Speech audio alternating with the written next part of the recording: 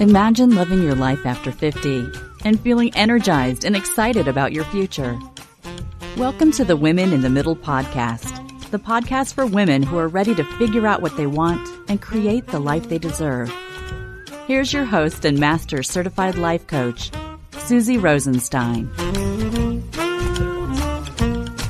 Hey there, today's Encore episode is all about midlife vacation mindset power. Let's go.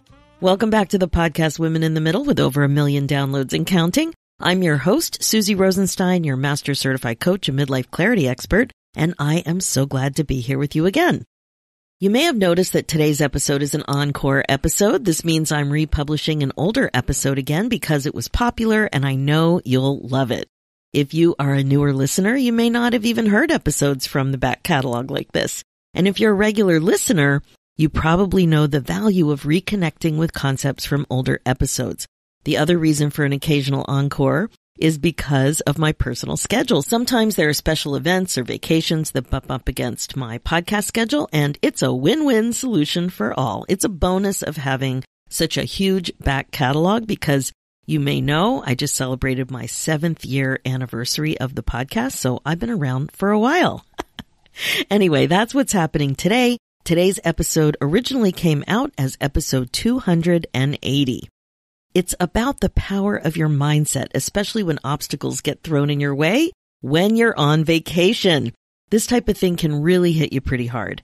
We can put so much pressure on ourselves for things to go a certain way when we're looking forward to a vacation. Can you relate to that? If you're like me, and I think you are, you start fantasizing about how relaxed you'll be, how wonderful the scenery will be, how great the food will be, and how much fun you'll have. I just got back from a vacation to Cape Cod and to a cottage, and this is exactly how I was thinking about how it was going to go. I started to pay particular attention to the weather apps too, trying to figure out when is going to be the best time to go whale watching, and when should we go into town, or when should we go boating? All those things, trying to figure it all out, and it never works that great on vacation. Sometimes, though, there are a few hiccups. Like I said, the weather, for example, it's too hot or there's too much rain or something you wanted couldn't happen because of who knows what. One time about 10 years ago, I was heading back to Cape Cod after I hadn't been there for quite some time. I couldn't stop thinking about this place we went to eat on an earlier trip, maybe 15 or 20 years ago, that was really close to the whale watch that I went on in Hyannis. They served a lobster gazpacho that I had on two trips to Cape Cod, and it was just off the charts. I thought about it fondly for years, and I couldn't wait to have it again. Well, the vacation finally rolled around, and my husband and I went there again after all those years, right after the whale watch, just like I imagined. And we were shocked to find out that the lobster gazpacho wasn't on the menu. That never even occurred to me. In fact, they said they just changed the menu and took it off. Oh my gosh, I was so disappointed. I almost cried. Now, I don't know. We build stuff up so much. Of course, it's not just about the lobster gazpacho. I mean, a lot of it is, but it's really just about disappointment when you really think you want things to go a certain way and they don't. Now, health problems are another thing that tend to pop up in midlife, especially during a vacation. Something may start up, or you may be recovering from something during your vacation. Or you might just have been diagnosed with something that has you distracted, but your own health problems aren't all that might affect you. It could also be things going on with your friends, your loved ones, and even pets. Nico the Noof got super sick, staying with a pet sitter who was she was into Noof rescue, so she really knew the breed. But we were just setting foot on a cruise ship in Florida when we got a really scary phone call, and Nico had to be rushed to an emergency vet, and that whole thing happened. So there's so many things that can go wrong.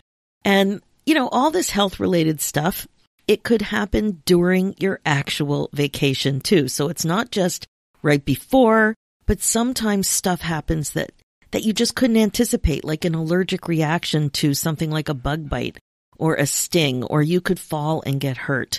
The list goes on. So many things before and during and related to you and related to other people. There's just a lot. This is what I'm talking about. Obstacles that get in the way of how you imagined your vacation to be. It's kind of like, wah, wah, not so fast, sister. Let's see how you do with this or that going wrong. So many things can go wrong. Well, it turns out that your mindset can be your vacation buddy, and a good one at that. Even though a lot of the stuff is unpredictable, your mindset is still something that's optional that you can control. You can decide in advance how you're going to experience your vacation when it comes to things like this. And developing the skill to think on purpose is life-changing. So I'm pretty confident that this is quite relevant to you too, and you'll get a lot from learning some solid strategies to navigate these kinds of obstacles that can easily get in your way in midlife. But just quick, before we dive into that, I want to share something really exciting with you. I know that in midlife it's easy to get stuck and confused about your priorities overall and what the heck you really want to do with your valuable time on this planet. Well, going on more vacations, probably. But in general, no small thing. And you are really not alone when it comes to getting clear about what you want, what your passion is, what you want to make sure that you don't have regrets about, all that stuff. So I came up with something to help you. My thinking about this problem actually started out years ago in my very first mastermind called 50 Unplugged, and it's also a part of the Women in the Middle Academy. And now there's been one more transformation that you're going to be excited about. I've morphed it into something that gives you results fast and easy. It's called Get Unstuck Midlife Clarity Fast and Easy Masterclass. So here's the scoop. Life is too short to waste time feeling stuck in midlife. If you don't do something about your stuck state of affairs, nobody will, and that is a tongue twister. Now you can do this. You can take this fun online midlife masterclass and get clear about your next chapter priorities without spin, confusion, and overwhelm in less than an hour. In less than an hour. So my amazing woman in the middle, picture this. You snap your fingers and you're crystal clear about what your priorities are in life so that you can take the next best steps forward. You finally feel peaceful and confident because you know how to move forward and you see that you have plenty of time to have more fun and meaning in your life. Boom! That is what I'm talking about. Real clarity. You can grab this masterclass and get unstuck about your priorities fast and easy on your own time in the comfort of your own home and without being live on screen. Like I said, it really is fast and easy, and it is way easier than you think. Now, if you're listening in real time, the unbelievably affordable introductory pricing is on now. If you're tired of feeling stuck and bored with craving more happiness and excitement in your life because you don't know what you want, run, don't walk. You've got nothing to lose and clarity to gain, my friend. Head over to www.midliferoadmap.com and download Get Unstuck Midlife Clarity Fast and Easy and get started right away. Okay, now here we go with today's episode. Let's dive in to midlife vacation mindset power. Please enjoy this popular episode. I know you're going to love it. Okay, here we go. So it all started with timeshare points. Are you familiar with the way timeshare points work? In very simple terms, you purchase vacation points and that gives you time on a vacation property. You share the property with other people who own the points. Our timeshare arrangement is on catamarans and we go on sailing trips. You get a captain, a first mate, and a private bedroom and bathroom. There are typically 6 to 8 other guests on the boat. Sometimes you know them because they're your friends or family, and sometimes you don't. At least you don't at the beginning, but you become fast friends as the week goes on. Anyway, early in the year, we realized we had some points that we had to use this calendar year or we would lose them. So we decided we had to go on a vacation. We started looking up what was available and settled on Antigua in the Caribbean in November, which was the tail end of their hurricane and rainy season. Now, I didn't think that was going to be a problem. I didn't know for sure. One time we did go on a sailing trip to the British Virgin Islands and we had 2 hurricanes in 1 week. But I just didn't think that was going to happen this time. We typically don't go on vacation this time of year though, so it did seem kind of weird. and fun at the same time as we were leading up to it. The other thing was we had a direct flight, which just seemed over the top decadent. Most of the other sailing trips we have taken didn't have the luxury of a direct flight. Don't you love a direct flight? And many had those tiny planes that act like taxis between the islands. So, I don't know. Some might find that really exciting. It is kind of exciting, but it's also, it's a little scary, and it's more money, more time, all of it. But this one was direct. So away we went. Now remember, I said that there were a few things that happened on this particular trip that needed some mind management.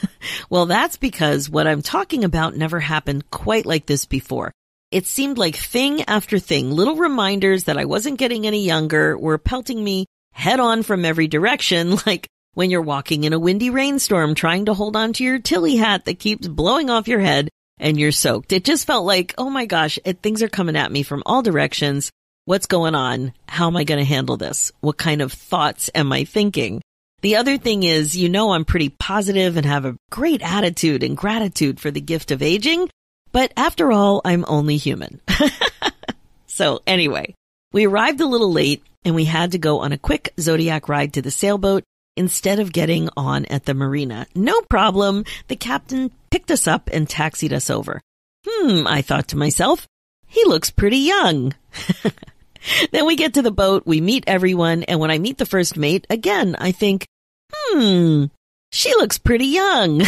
And when I say young, what I'm really thinking is, they look about the age of my kids. And I'm like, oh, that's young. Or am I old? I don't know what's going on, but I'm still excited. They were amazing, totally competent, and tons of fun. Nothing to worry about, but I did make that observation.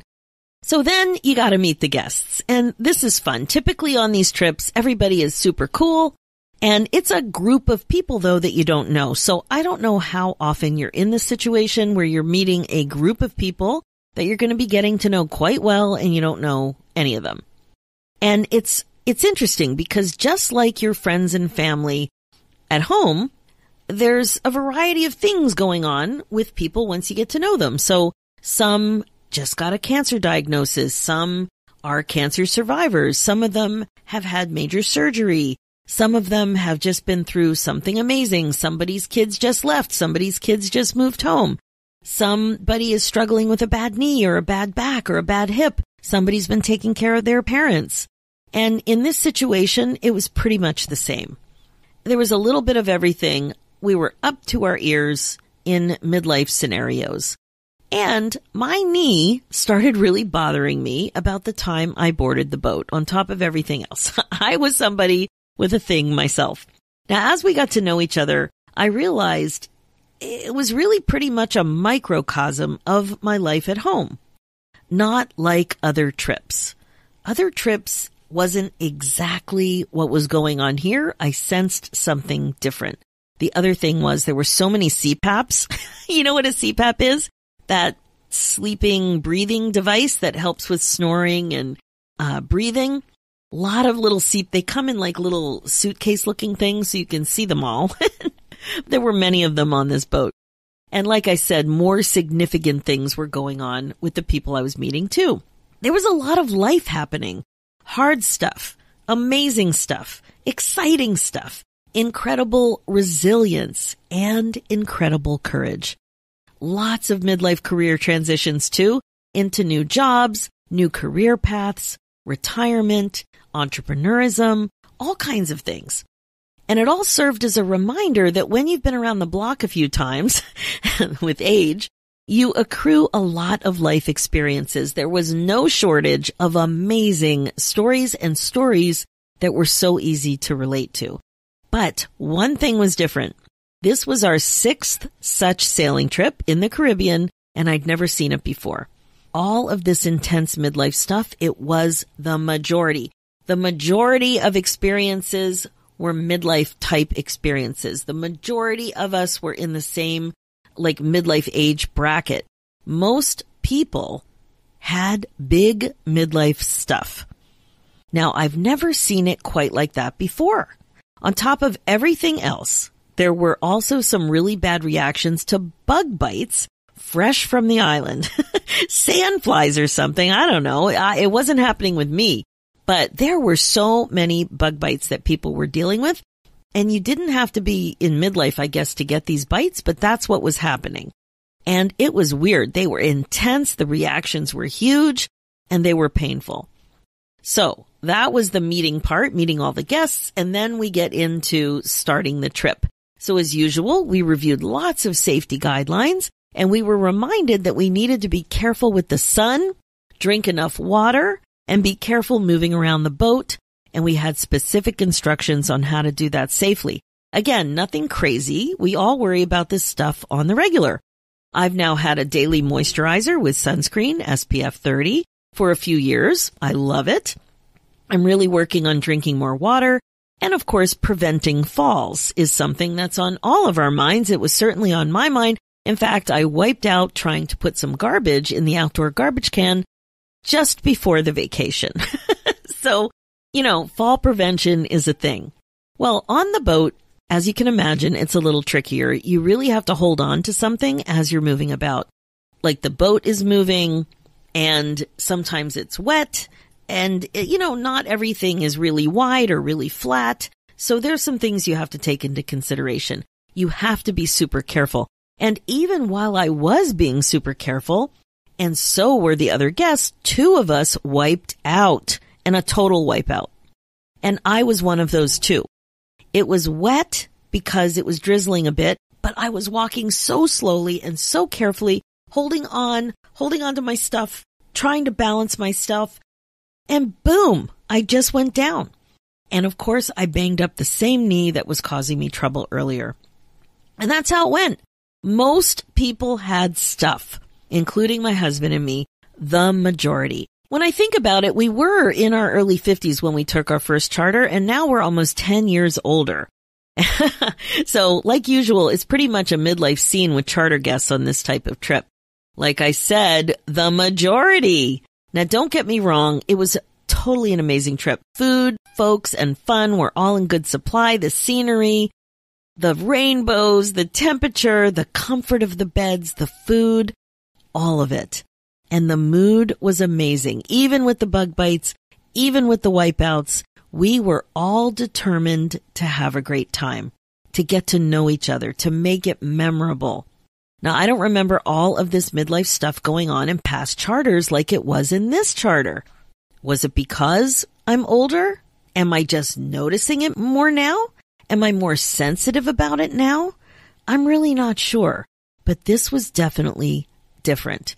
I wonder about your experiences too. Now that you're a woman in the middle, what are you noticing more? Do you feel more alone or do you feel more connected to other women your age?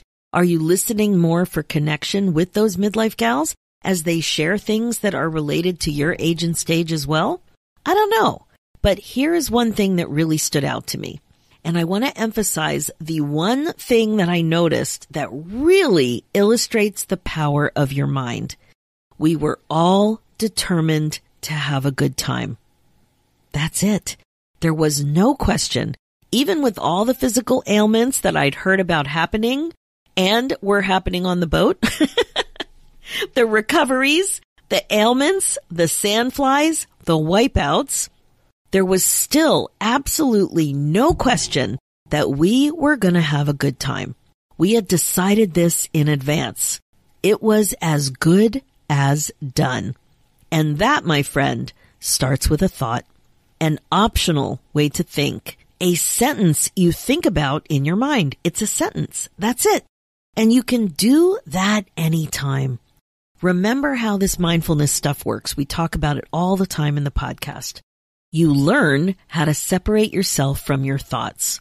You appreciate that you're not your thoughts, but instead you can become a watcher of your thoughts, that you can choose your thoughts on purpose, that your thoughts create your feelings or your emotional state, and how you feel leads directly to how you act.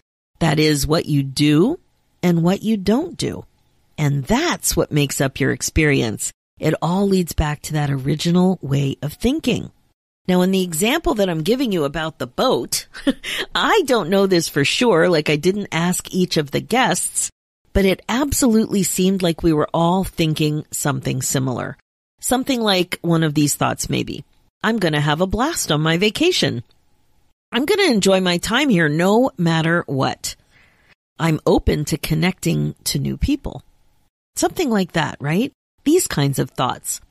And one feeling for sure that was coming from this kind of thinking was determination.